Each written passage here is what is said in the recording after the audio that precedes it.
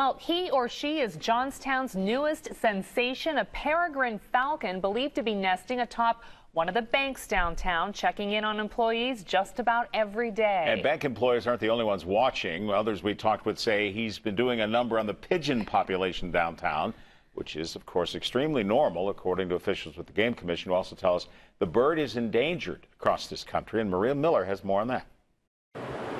You normally don't see him a lot when it's rainy or cold, but if the sun's out, he's usually out. It took us a few days, but we finally spotted him. Johnstown's most talked about bird, a peregrine falcon, soaring high above the city, eventually resting atop the First National Bank. He hangs out on our window ledges, just flies around really. I think his nest is on our roof. Because we are the highest building in the city.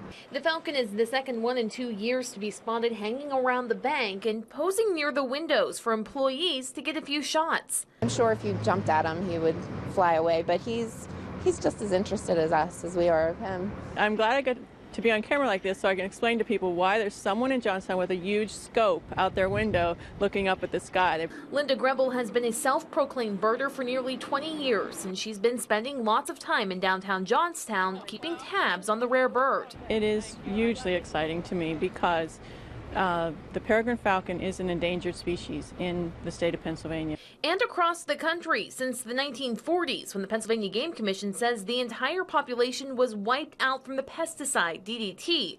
Since then, several organizations have worked to raise peregrine falcons in captivity to release them into the wild.